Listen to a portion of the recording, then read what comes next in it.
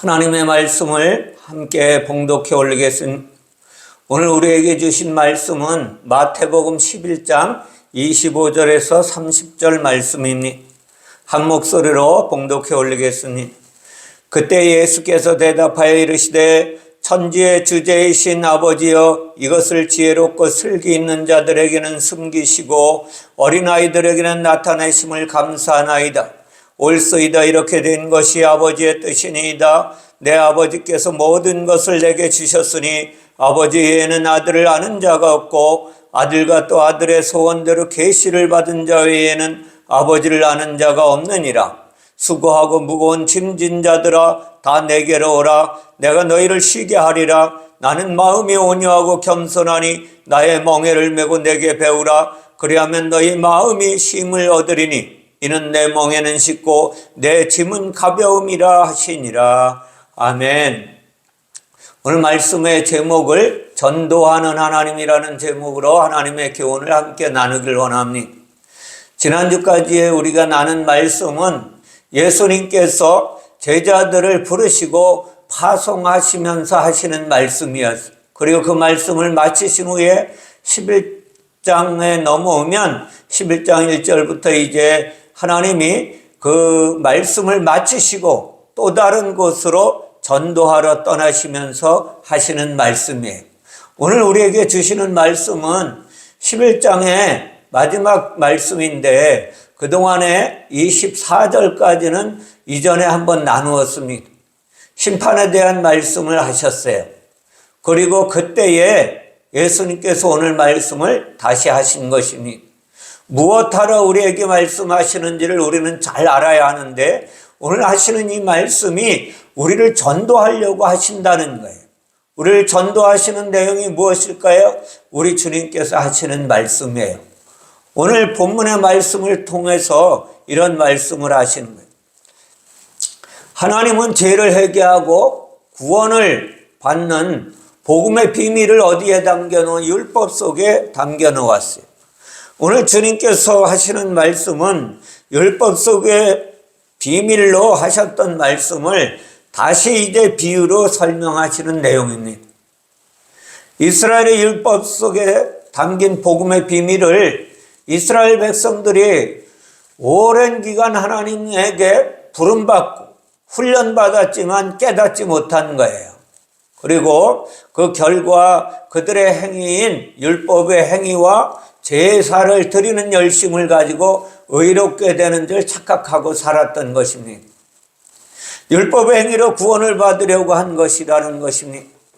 그리고 그들은 이렇게 된 것을 모르고 자신의 열심이 자신을 의롭게 만드는 줄 착각하고 살았어요.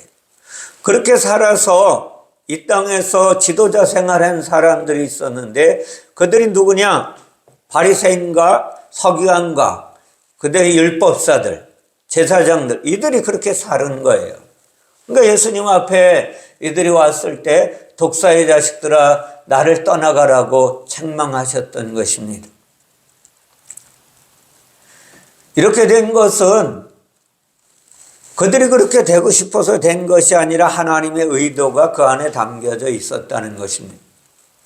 그렇다면 하나님은 이스라엘을 백성들을 선택해서 부르신 내용이 다시 말하면 올무를 놓아서 올무에 걸려서 넘어지게 하려고 그렇게 하셨느냐?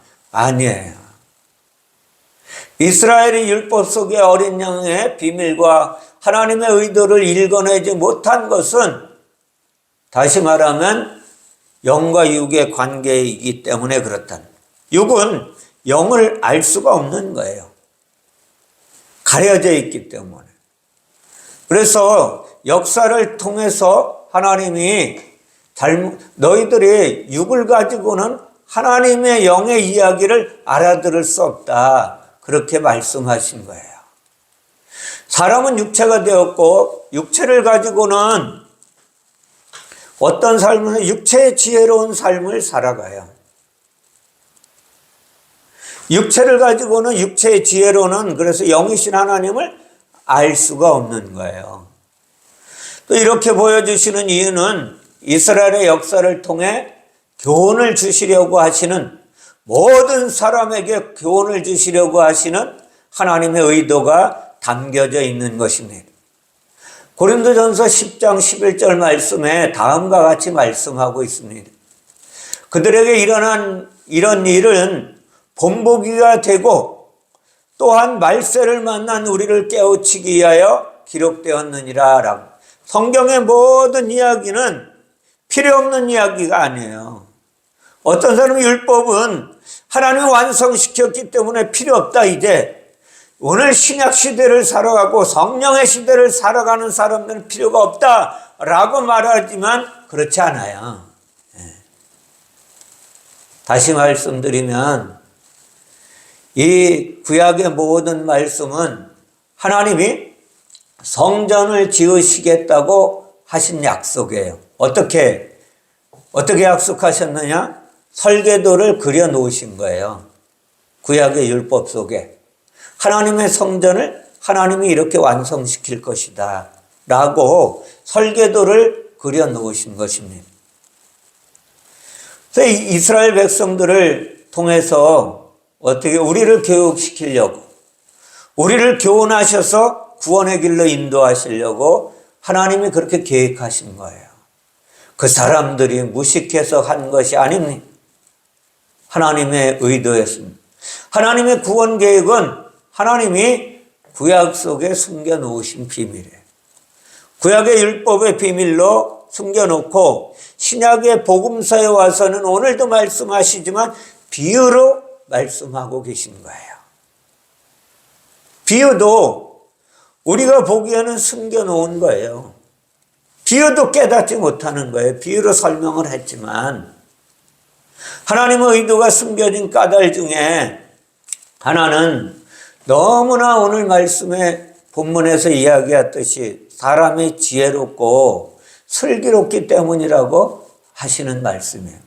사람이 지혜롭고 슬기롭기 때문에 이것은 역설적인 하나님의 말씀이지만 왜 지혜롭고 슬기로운 자들에게 복음의 비밀을 모르게 하셨느냐, 깨닫지 못하게 하셨느냐.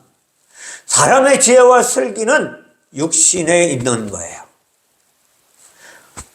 그러나 하나님의 복음과 진리는 영의 말씀이니 보이지 않는 하나님의 나라를 말로 표현하는 거예요.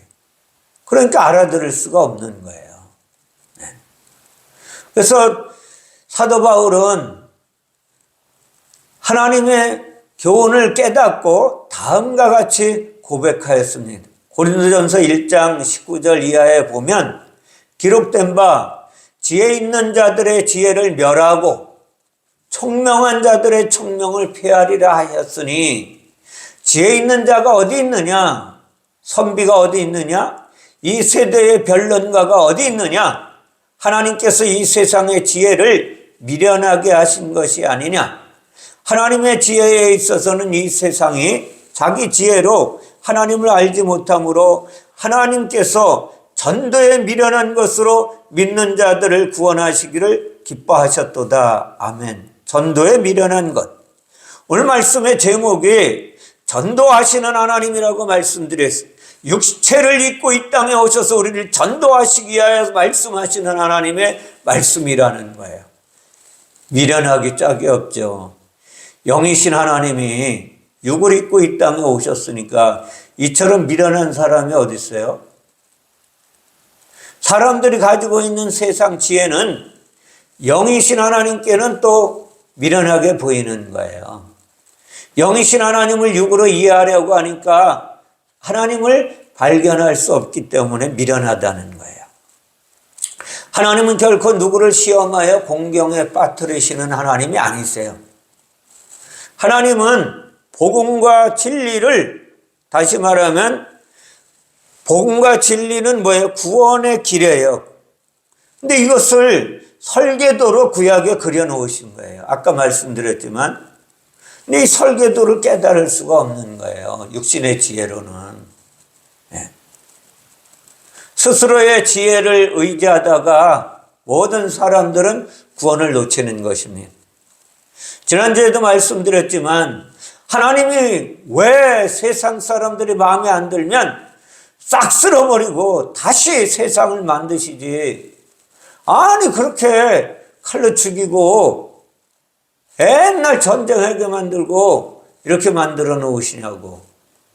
그러니까 세상의 지혜로는 못 깨닫는 거예요. 하나님의 의도를. 어느 분이 제가 대리기사 하면서 모시고 가는데 남편은 권사님인데 그렇게 말씀하시더라니까요. 하나님이 그런 하나님을 어떻게 믿을 수가 있겠냐 이거예요. 육체의 슬기와 지혜는 영을 비밀로 만들어버리고 말이에요. 비밀되게 했다는 거예요. 알지 못하게 했다는 거예요. 이러한 딜레마를 해결하기 위해 하나님께서 택하신 방법이 오늘 전도예요. 하나님께서 어쩔 수 없으니까 이 세상의 지혜로는, 세상의 슬기로는 하나님을 깨달을 수가 없으니까, 저들이 구원의 길로 올 수가 없으니까 전도의 미련한 방법을 가지고 영이신 하나님, 통치자이신 하나님, 전능하신 하나님, 창조의 하나님이 육체의 모습으로 이 땅에 오셨다는 거예요. 그리고 오늘 우리를 전도하시려고 말씀하시는 것입니다. 전도는 도를 전하는 거예요. 다시 말하면 천국 가는 길을 말씀하고 있다는 거예요. 도는 오랜 수연을 통해서 깨닫는 것이 아니라는 걸 아셔야 돼요. 그러니까 이 땅에 많은 종교인들이 특별히 불교에서 도를 닦는다고, 자기가 부처가 되겠다고, 자기가 경지를 깨달아야 된다고 하면서 바위에 올라가서 몇 날 며칠을 앉아서 도를 닦잖아요. 그렇다고 그 사람들의 결론이 뭐예요? 산은 산이요 물은 물이라고 하는 거예요. 결국 죽으면서. 네. 왜? 하나님의 도를 깨달을 수가 없으니까. 하나님의 말씀, 진리의 말씀, 생명의 말씀이 도예요. 이것을 전하기 위해 오셨다는. 여기서 도를 전한다는 것은 뭐예요? 구약의 말씀을 다시 풀어서 전한다는 거예요. 구약의 설계도를 내가 이제 이것이 무엇이다, 이것이 너희를 구원하는 모습이다, 너희를 구원하려고 했던 계획이다 말씀하시는 거예요. 케르그마, 복음 전파의 전도라는 뜻이거든요. 그래, 복음 전파라고 해서 구약에 없는 말씀을 하시는 게 아니에요. 구약의 창세기에 보면 하나님이 말씀하시잖아요. 여자에게서 낳은 자가 뱀의 머리를 밟을 것이요, 너는 그의 발꿈치를 물을 것이다. 여자에서 낳은 아들이 누구예요? 예수 그리스도. 우리는 이삭이나 아니면 가인이나 이런 사람인지 알잖아요. 근데 결코 인간을 이야기하는 게 아니에요. 인간으로 오실 하나님을 말씀하시는 거예요.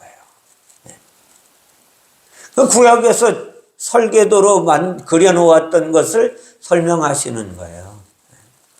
마태복음 4장 23절에서 예수께서 온 갈릴리에 두루 다니사 그들의 회당에서 가르치시며 천국 복음을 전파하시며 백성 중에 모든 병과 모든 약한 것을 고치시니라. 약한 것을 고치시더라. 우리는 연약한 존재. 우리는 워낙 약하고 병들어 있는 존재라는 걸 잊지 마셔야 돼요. 예수님은 이 땅에 오셔서 이것을 하시겠다는 거예요. 이제 고치시겠다는 거예요. 예수님이 이 땅에 천국 복음을 전파하시려고 육체의 몸을 입고 오셨어요. 인류 최초의 전도자가 누구냐? 예수 그리스도라는 걸 잊지 마셔야 돼요. 그렇다면 예수께서 전하신 복음이 도대체 무엇입니까? 예수께서 전하신 복음은 예수님이 십자가에서 죽으시고 부활하신 사건을 전하시려고 오신 것이 아니라 천국 복음을 이야기하는, 천국의 이야기를 하러 오신 거예요. 천국 이야기. 천국은 영이잖아요. 천국은 영이신 하나님이 계신 곳이에요. 그것을 하늘나라라고도 말합니다. 예수께서 전하신 복음은 영이신 하나님과 하나님 나라에 관한 것을 이야기하는 거예요. 예수께서 하나님과 하나님 나라의 천국에 대한 복음을 전하신 것까지는 우리가 이해하겠지만 그 하나님과 하나님 나라가 무엇입니까? 이것을 알고 믿어야 돼요. 하나님 나라가 무엇일까요? 어렵죠. 하나님 나라는 영의 나라이기 때문에 육신의 생각으로는 어려운 거예요. 알 수도 없습니다. 영은 사람의 눈으로 볼 수 없기 때문에 사람의 귀로 들을 수가 없는 거예요. 영의 귀가 열려야만 하나님의 말씀을 깨닫게 되어 있습니다. 귀로 들을 수 없고 손으로 만질 수도 없는 것이 하나님의 나라예요. 얼마 전에 신천지에서 왔는데 신천지에 이제 자매 두 분이 왔다가 여러분 여기까지 오셨는데 천국 백성 되셔야죠. 구원 받으셔야죠. 오늘 가다가 저를 만나고 돌아가시다가 혹시라도 교통사고로 죽는다면 천국 갈 자신 있으십니까? 아니요. 여기까지 오셨는데 천국 가는 방법을 알고 가셔야 됩니다. 거듭나셨습니까? 물과 성령으로? 했더니 아니라고. 거듭나려고 신천지 교회 열심히 다니는 거예요. 그러니까 얼마 안 있다가 그 후에 선생님을 모시고 왔어요. 선생님에게 제가 이야기했어요. 성령으로 거듭났냐고. 천국 백성 됐냐고. 그러니까 이분이 하시는, 아니 목사님 우리가 신천지에 가 있는데 이것이 구원 아니고 뭔 의겠어요. 새로운 천지, 새로운 하나님 나라에 가 있다는 거예요. 하나님 나라, 하나님 땅에 가 있다는 거예요. 신천지 안에 가 있는. 그래서 구원받은 거 아니냐 이렇게 이야기해요. 그래서 제가 물과 성령으로 거듭나셨습니까? 그랬더니 말을 못하는 거예요. 네. 우리는 잘 아셔야만 됩니다. 하나님 나라인 천국에 대한 복음을 전하셨는데 이것을 육의 감각으로 안다는 것은 불가능하다. 누구도 알 수 없다. 육신의 감각으로, 육체의 지혜와 슬기로 깨달을 수 없는 것입니다. 그래서 마태복음 13장 14절에 지난번에도 말씀드렸지만 하나님이 이사야 선지자의 예언의 말씀을 이루려고 비유의 말씀을 하신다고 이야기하신 거예요. 이사야의 예언이 그들에게 이루어졌으니 일렀으되 너희가 듣기는 들어도 깨닫지 못할 것이요 보기는 보아도 알지 못하니라. 비유를 이야기하도 깨닫지 못한다는, 보기는 보아도 예수를 앞에서 보아도 깨닫지 못하는 거예요. 하나님은 영이시고 사람은 육체인 것이 성경에 있는 모든 문제와 갈등의 원인이 되었다라는 사실을 우리는 잘 알고 믿어야 돼요. 하나님은 영이신데 사람은 육체가 되었어요. 이것을 성경은 죄라고 말씀하고 있습니다. 영이든 사람이 육체를 입은 것을 죄라고 말합니다. 영이든 사람이 타락하여 육체를 입고 하늘나라에서 쫓겨난 것이 죄라는 거예요. 영이 타락하여 혼이 된 것을 죄라고 표현합니다. 영인 하나님이 하나님의 나라에서 물질 세상 나라로 인간의 영인 인간을 육에 담아서 땅에 담아서 내쫓은 것이 죄라는 거예요. 이것을 우리는 기초적으로 알고 있어야 돼요. 그래서 사람은 천국을 알 수가 없다. 오늘 주님이 이런 말씀 하시는 거예요. 영이신 하나님과 영으로 통치하시는 천국을 누구도 알 수 없다. 그래서 비밀이 되었고 숨겨졌고 예수님도 비유로 설명하지만 깨닫지 못하는 거예요. 세상 지혜로는 깨닫지 못한다는 것입니다. 예수께서 천국을 떠나 이 세상에 오심은 천국 복음을 전하기 위함이에요.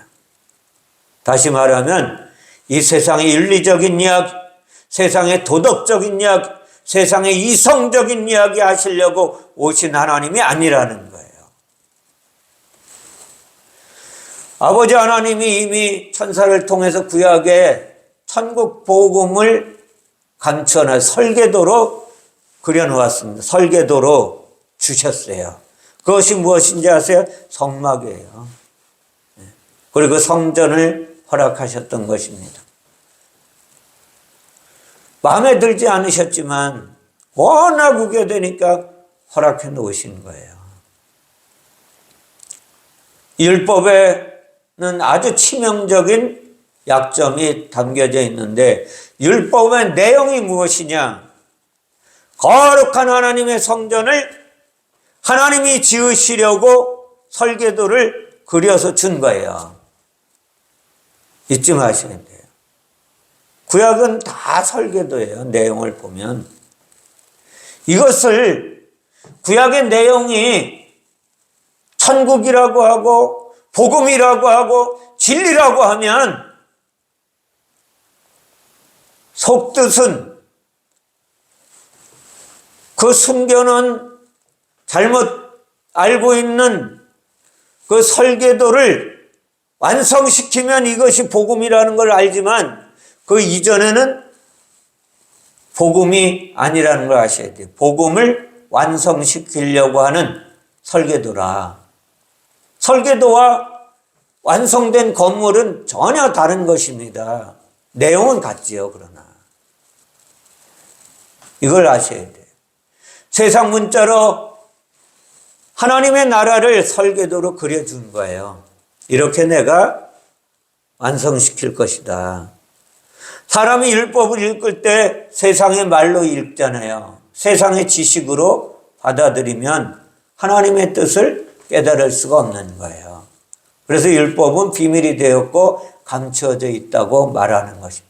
세상이 지혜롭고 세상에 슬기로운 사람들에게 감춰진 것이다.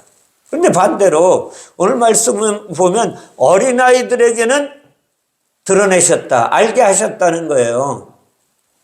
여기서 말하는 어린아이, 나이가 어린 것이 아니에요. 우리가 생각하는 꼬맹이 이런 이야기가 아니라니까요. 어린아이라는 말이 뭐예요? 어린아이라는 말. 어린아이는 예수님께서 이야기하십니다. 구약의 이사야 선지자를 통해서 이사야 9장 6절에 이는 한 아기가 우리에게서 낳는데 그 아기가 아들이다, 아들. 그렇게 말씀하세요. 그의 어깨는 정사를 메었고 그의 이름은 기묘자라 못살아라고 말씀하세요. 그리고 전능하신 하나님이라고 말씀하세요. 그러니까 어린아이가 누구예요? 예수 그리스도. 예수 그리스도만이 어린아이라는 거예요. 마태복음 18장 정도에 가면 어린아이 하나를 예수님 앞으로 데리고 왔는데 제자들이 못 오게 하는 거예요. 아유, 어른들도 바빠 죽겠는데 뭐 네가 여기 있길라 그래. 그 예수님이 어린아이를 불러가지고 이 어린아이와 같지 아니하면 누구든지, 이 어린아이와 같지 아니하면 누구든지 천국에 들어갈 수 없느니라. 또 다시 말씀하세요. 너희가 돌이켜 어린아이들과 같이 되지 아니하면, 돌이켜서 생각을 돌이키고 육의 생각이 죽고 영의 생각으로 돌이키지 아니하면 결단코 천국에 들어갈 수 없다고 말씀하시는 거예요. 그렇다면 하나님은 이렇게 될 줄 모르셨을까요? 천국 소식을 세상 문자에 담아 놓으면 육의 사람이 알지 못한다는 걸 모르고 하셨을까요? 아니요, 알고 하셨죠. 그래서 예수님이 이렇게 된 것이 아버지의 뜻이라고 말씀하시는 거예요. 영의 뜻이라. 영이신 하나님의 뜻이라. 그래서 이러한 갈등을 해결하려고 오늘 예수 그리스도가 아들로, 원래는 아버지였어요. 영이신 아버지가 육의 몸을 입고 아들의 모습으로 이 땅에, 아들이라는 것은 뭐 씨를 가지고 있다라는 거예요. 씨를 가지고 있다. 아버지 하나님의 아들 예수를 이 땅에 육체를 입고 오신 예수로 이 땅에 오신 것은 무엇인지 숨겨진 비밀, 구약 성경의 비밀로 남겨진 설계도를 이제 가르쳐 주려고 오신 거예요. 깨닫지 못하니까. 이것이 아버지의 계시인데 아버지의 계시가 뭐냐? 예수가 계시예요. 예수를 이 땅에 보낸 것이. 그 예수님의 말씀이 계시예요. 예수님이 무슨 말씀을 천국 이야기 하시는 거예요. 땅의 이야기 같지만 모두가 다 천국 이야기입니다. 이렇게 아버지와 아들은 세상에서 사용되는 지극히 평범한 단어이잖아요. 지극히 평범한 단어 속에 천국 소식을 담아 놓았어요. 아버지와 아들은 천국 복음으로 읽으려면 연결고리가 필요한데 아버지는 근원이 누구예요? 근원이 그리고 뿌리입니다. 아버지는 세상의 아버지도 아들의 근원이잖아요. 아버지가 없이 어떻게 아들이 나올 수가 있겠어요? 다만 차이가 있다면 세상의 아버지는 눈에 보여요. 근데 영의 아버지는 보이지 않습니다. 이 영의 아버지세요. 영이 근원이고 생명이라는 걸 가르쳐 주시는 거예요. 성경이 말하고 싶은 아버지는 눈에 보이지 않는 영의 하나님이라는 거예요. 눈에 보이지 않는 영의 하나님이 눈에 보이는 육의 하나님으로 나타난 것을 아들이라 말하는 거예요. 그리고 이사야서는 아기라 이야기하는, 또 예수님은 어린아이라 라고 설명을 합니다. 그러므로 예수가 보이는 영이라는 걸 잊지 마셔야 돼요. 보이지 않던 아버지를 보이신 분이라는 거예요. 세상의 아버지와 아들은 별개로 존재하잖아요. 그죠? 아버지와 아들은 따로 존재해요. 그러나 성경의 아버지와 아들은 하나라는 걸 잊지 마세요. 하나는 분리되지 않는다는 거예요. 그래서 이사야 9장 6절에 전능하신 하나님이라고 말씀하시는 거예요. 누가? 아기가, 아들이. 그분이 전능하신 하나님이라, 영존하시는 아버지라, 평강의 왕이라 할 것입니다. 누가? 예수 그리스도가 전능하신 하나님이시, 영존하시는 아버지요, 평강의 왕이라고 너희가 말하게 될 것이다 라고 설명하시는 것입니다. 아기가 태어났습니다. 이 아기가 아들이고 전능하신 하나님, 그래서 예수님은 나와 아버지는 하나이니라 라고 복음서에서 요한복음 10장 30절에 말씀하고 계십니다. 이왕의 아기가 나온 김에 아기가 아들이라 그랬잖아요. 그죠? 근데 이 아들이 전능하신 하나님이시요 영존하신 아버지라고 설명드렸어요. 그러면 딸은 누구냐? 딸. 우리가 딸도 잘 알아야 돼. 성경에서 딸과 여자를 이야기하잖아요.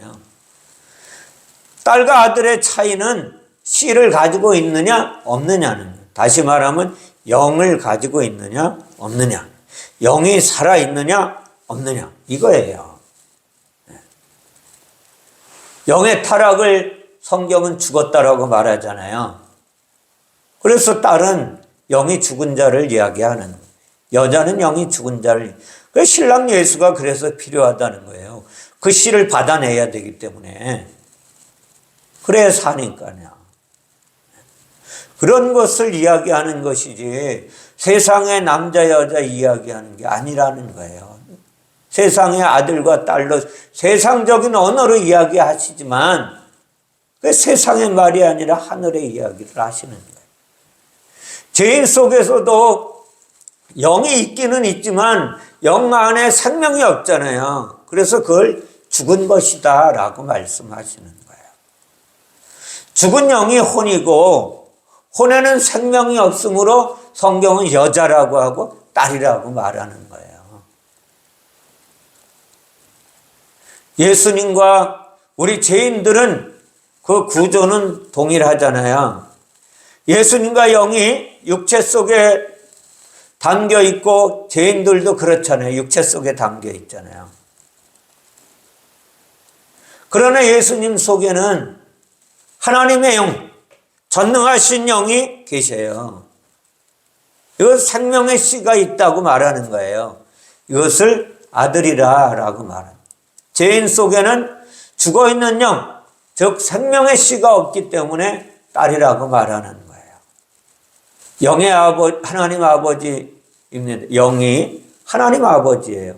아버지의 영을 그대로 육체 속에 가지고 오신 분이 예수님이세요. 이것을 잊지 마시기 바랍니다. 아버지의 영, 거룩한 영, 이걸 또 성령이라고도 말하잖아요. 그래서 성령으로 잉태했다 그러는 거예요. 성령으로 잉태되었다. 거룩한 영이 육체를 입었다. 이런 이야기예요. 근데 왜 성령이라고 합니까? 그냥 아버지의 영이라고 말하지. 아버지의 영을 하늘에 있을 때 알지 못할 때 영이라고 말했잖아요. 그런데 그것을 그 아버지의 영이 이 땅에 오시면 거룩한 영이라고 해서 성령이라고 부르는 거예요. 다를 거 없어요. 다 한 영이지. 이것을 알고 우리는 성경을 읽지 않으면 하나님의 뜻을 깨달을 수가 없어요. 네. 자, 세상에 아버지에는 아들을 아는 자가 없다고 주님이 오늘 말씀하시잖아요. 그죠? 세상 이야기가 아니라는 거예요. 세상에는 아들을 아버지만 알 리가 없습니다. 어머니도 아들을 알고 형제 자매와 이웃 사람들도 그가 누구의 아들인지 알아요. 우리 이삭이가 우리 교회 이삭이가 나왔는데 이삭이가 우리 강욱의 형제의 아들이라는 건 우리도 다 알듯이 아는 거예요. 그렇듯 이것은 다 압니다. 마태복음 13장 55절에 이는 그 목수의 아들이 아니냐?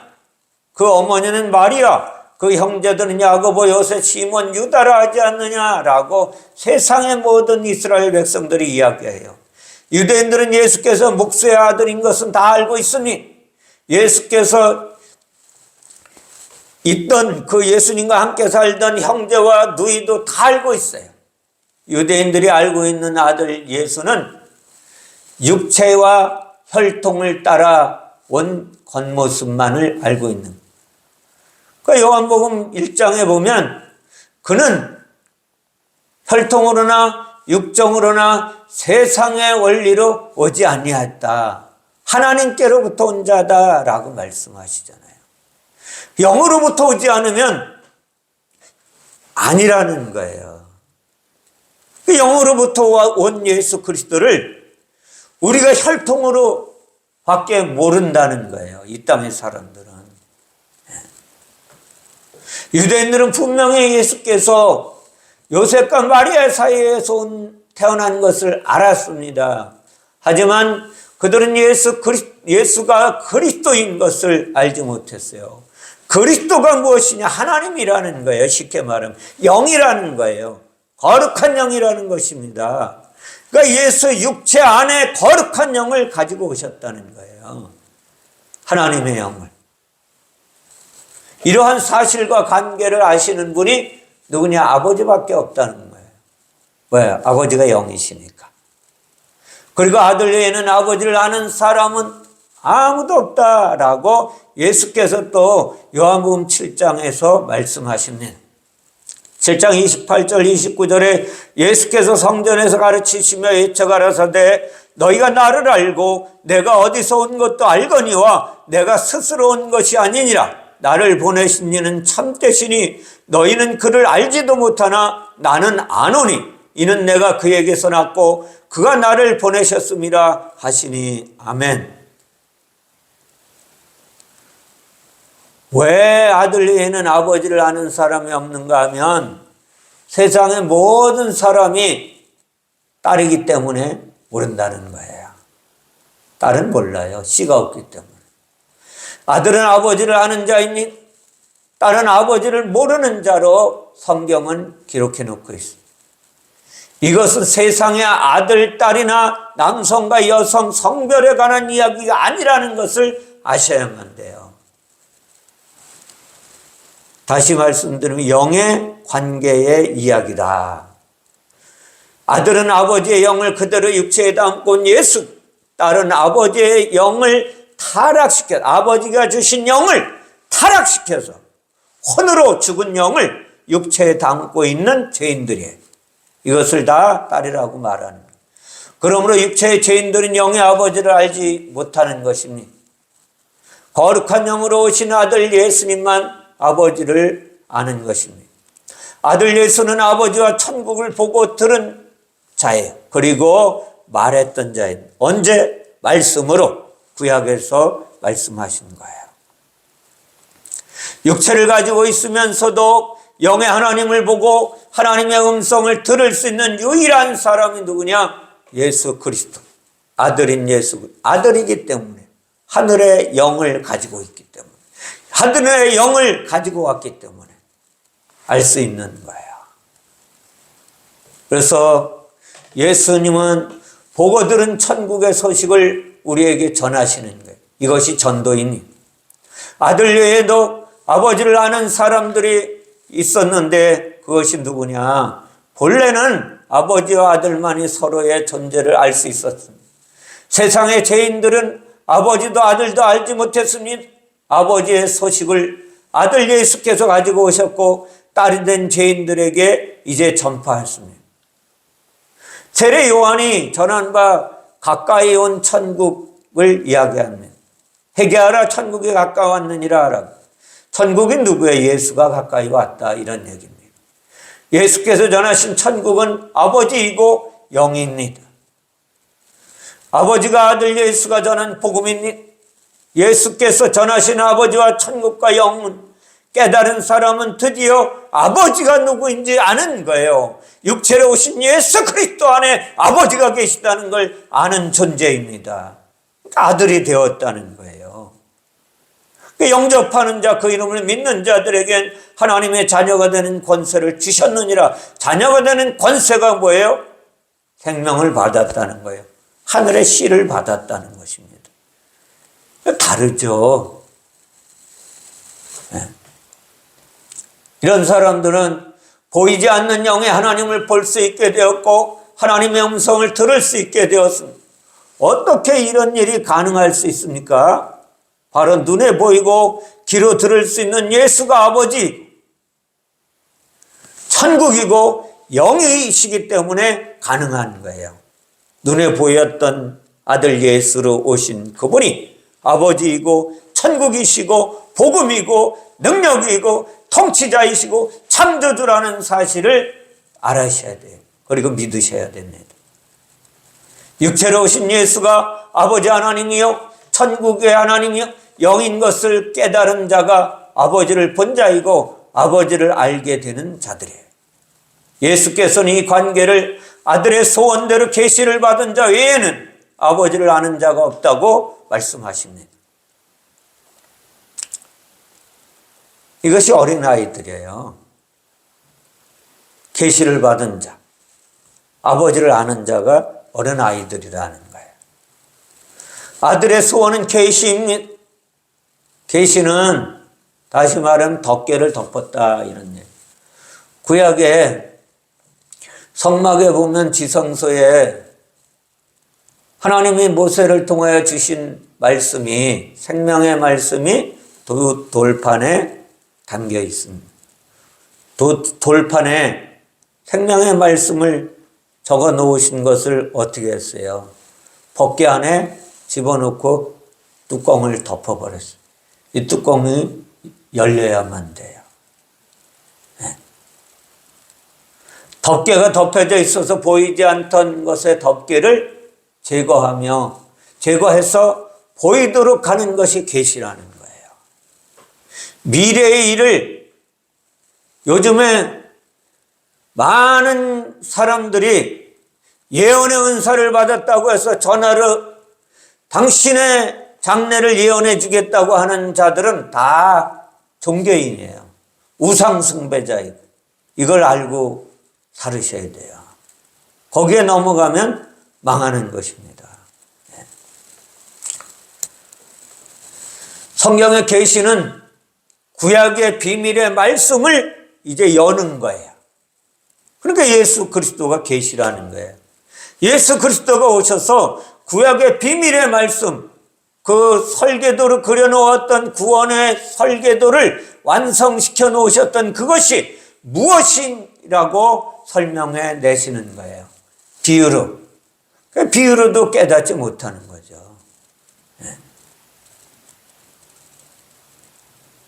그래서 인간은 구약을 통해서 사람들은 구원의 길을 발견할 수도 없고 깨달을 수도 없는 거예요. 하나님도 영도 천국도 모르고 사는 것입니다.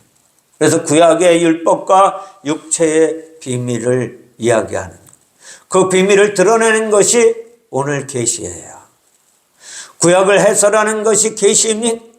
보이지 않는 영의 아버지를 드러내는 것이 계시예요. 그래서 예수가 계시라는 거예요. 예수는 육체를 입고 오셨지만 보이지 않는 하나님을 저와 여러분들에게 보이시려고 이 땅에 오신 거예요.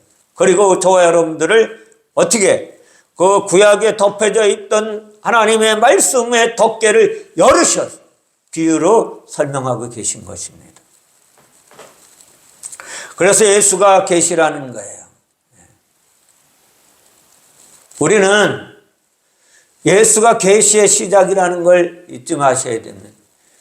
예수님의 계시를 받은 자가 있었는데 그게 누구냐면 사도 요한이에요. 사도 요한의 계시록에서 보면 1장 1절에 예수 그리스도의 계시라라고 합니다. 계시록을 많은 사람들이 세상의 마지막 때 일어나는 전쟁을 기록해 놓은 것이다 라고 해요.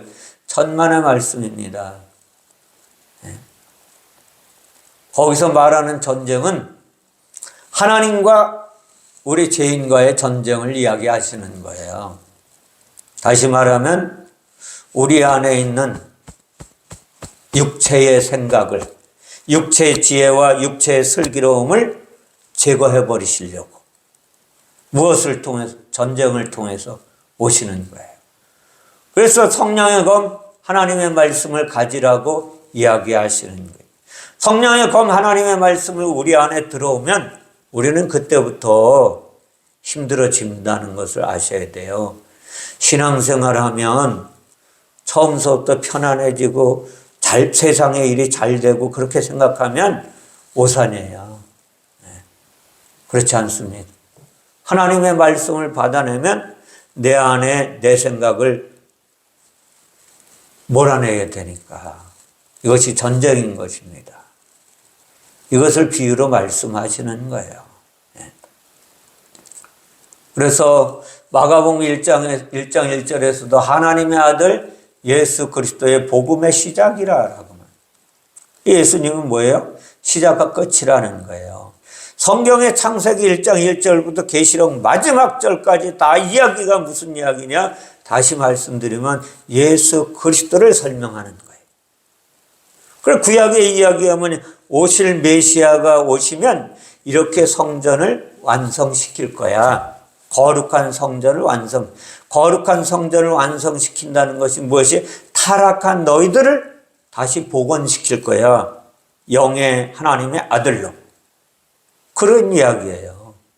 땅의 이야기 하시는 게 아니라는 거예요. 예수께서 이 땅에 오셔서 마태복음 13장 34절에서 예수께서 이 모든 것을 우리에게 비유로 말씀하시고 비유가 아니면 아무것도 말씀하지 아니하셨으니 구약의 비밀을 비유로 또 설명하는, 구약의 설계도를 비유로 설명하는, 이것이 성전을 완성시키는 이야기라니까 그렇게 말씀하시는 거예요. 하지만 비유는 비유일 뿐이지 비유가 실상이 되려면 실상을 알아야 돼요. 비유는 예를 들어 설명하는 것입니다. 비밀을 설명하려고 하니까 이 비밀을 설명하려니까 설명할 길이 없는 거예요. 영의 이야기를 설명할 이야기가 없는 거예요. 이 땅의 말로는 설명 자체가 어려운 것입니다. 그래서 이 땅의 이야기를 비유로 설명하시는 거예요. 그것이 하나님의 의도였습니다. 예수께서 이 세상에 오셔서 아버지와 천국과 영에 대해서 아무리 잘 설명해도 사람들은 이해하던가요? 3년 반이나 쫓아다니면서 예수님의 이적과 표적을 다 체험하고 예수님의 가르침을 그처럼 배웠음에도 불구하고 깨닫지 못하는 거예요. 그리고 예수님이 돌아가시니까 십자가에 죽을 때 되니까 다 떠나가 버리잖아요. 예.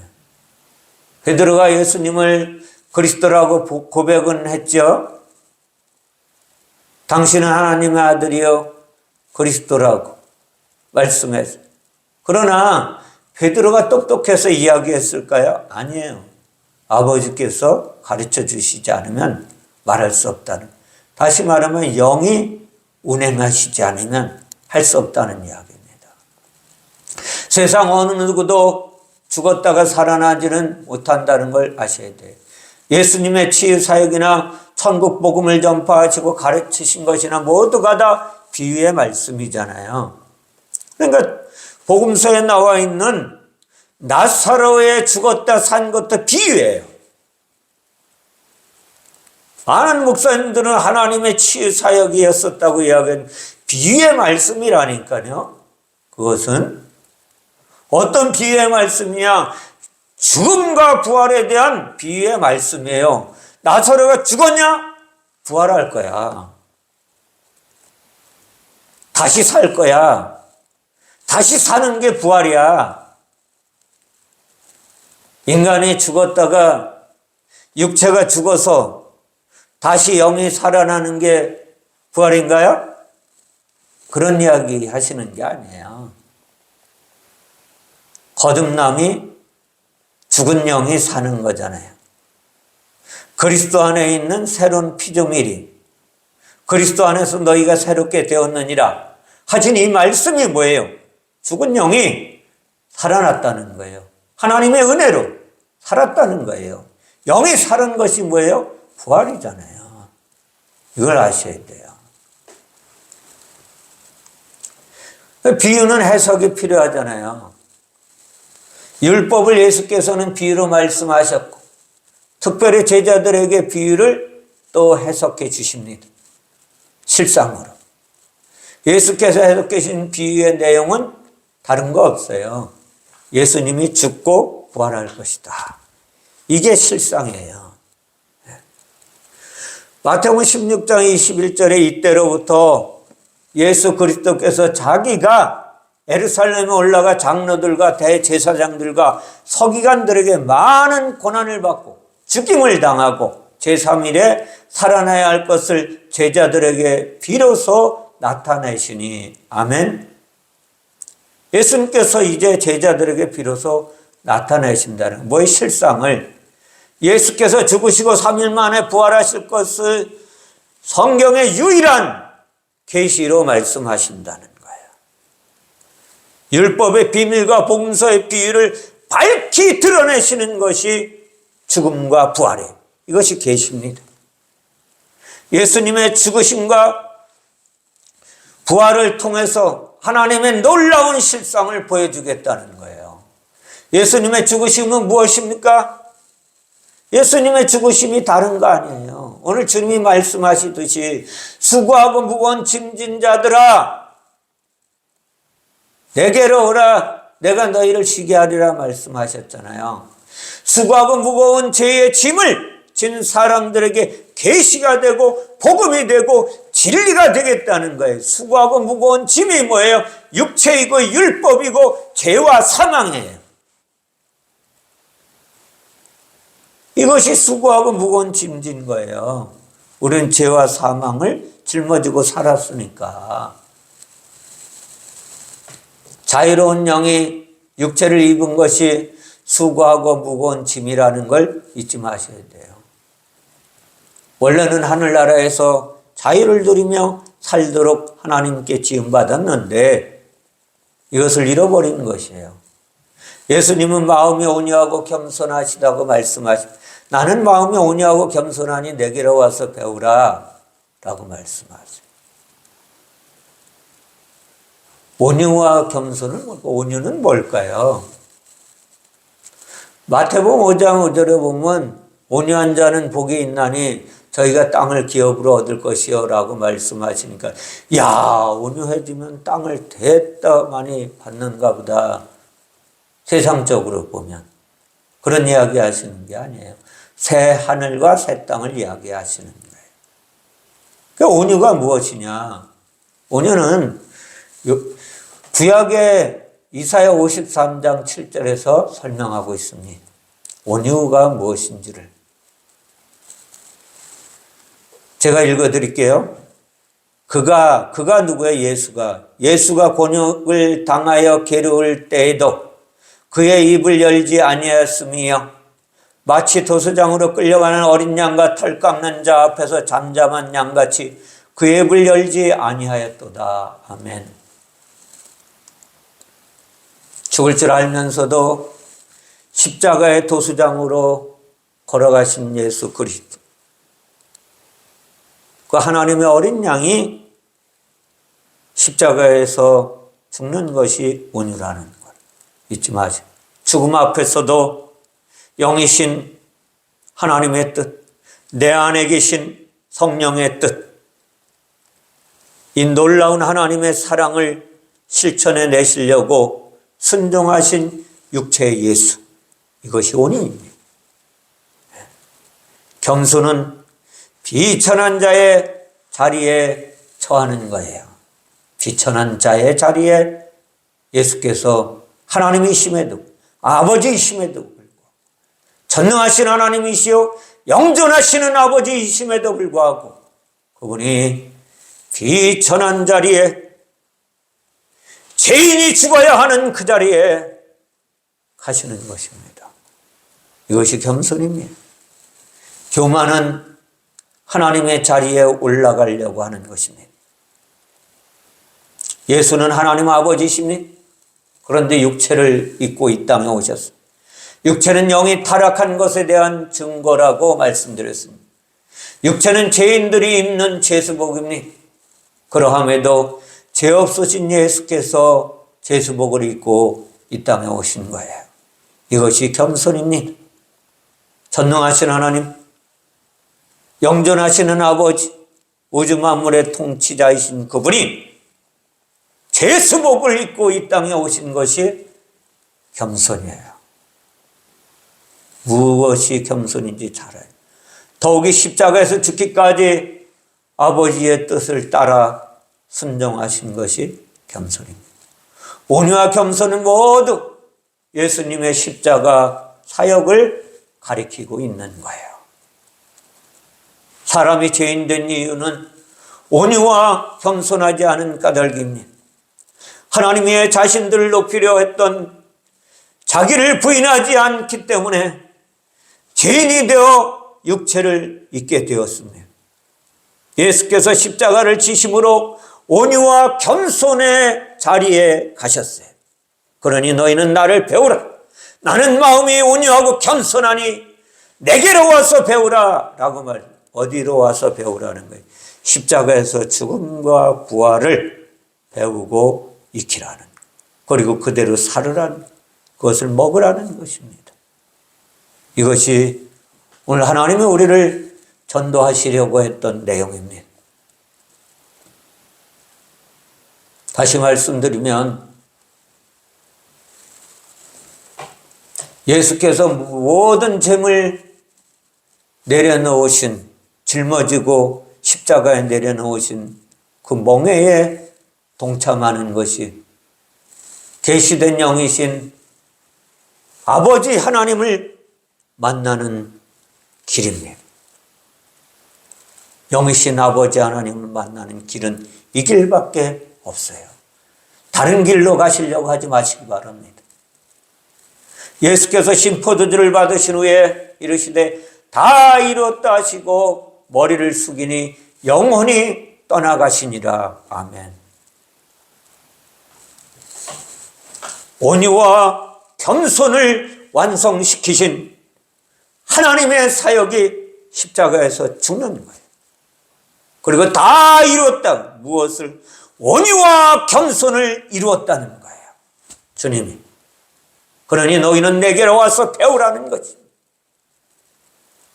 그런 나의 멍에는 쉽고 가볍다고 말씀하십니다. 왜요? 주님이 다 짊어지신 것이기 때문에. 하나님의 은혜로 가는 거예요.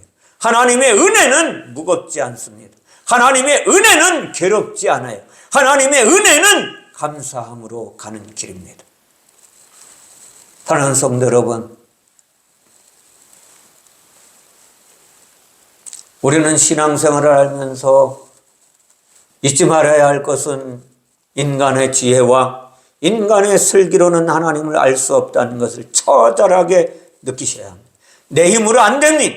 내 노력으로도 안 된다. 내가 아무리 헌금을 많이 낸다 할지라도, 아무리 열심히 교회를 쫓아다닌다 할지라도 이루어지지 않는 거예요.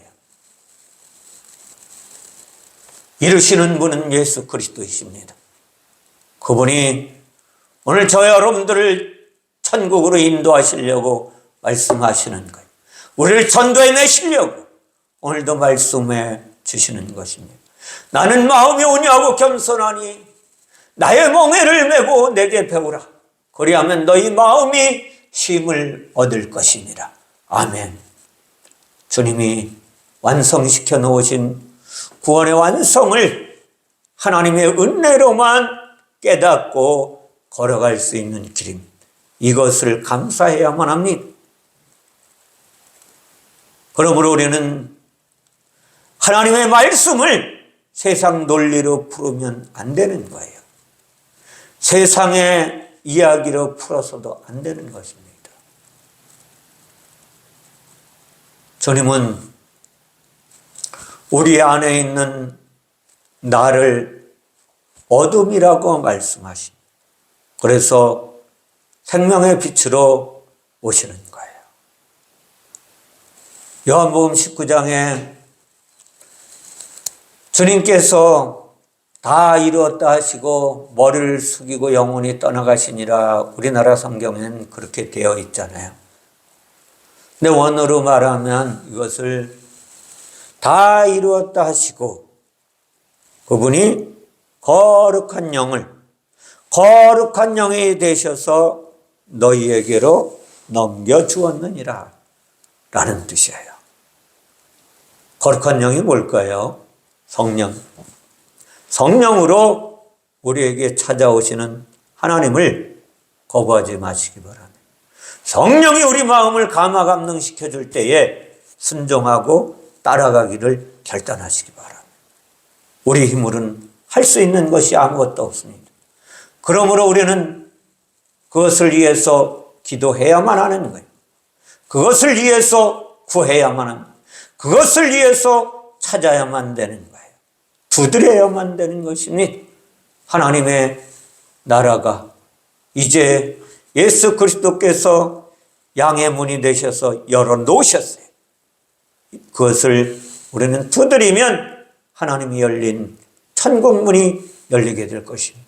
그리고 우리 안에 참 평안이 임하게 될 것입니다.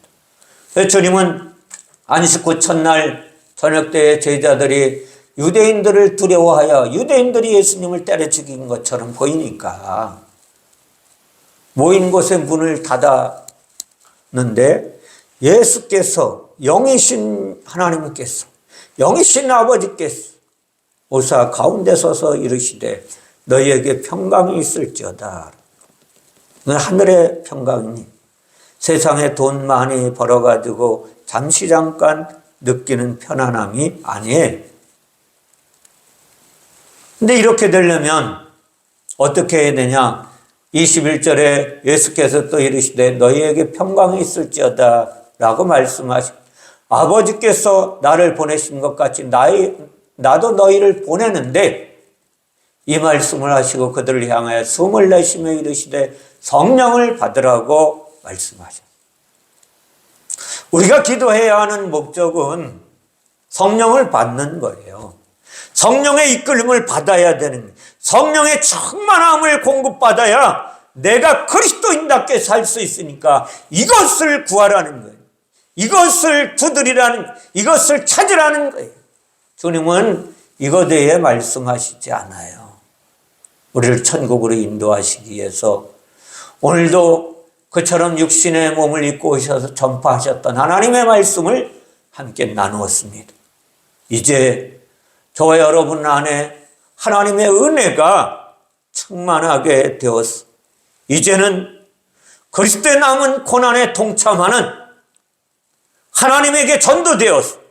그리스도의 남은 고난에 동참해서 영의 삶을 살되 영을 구원하는 일에 최선을 다하는 하나님의 군사들이 되시기를 주님의 이름으로 축원을 드립니다.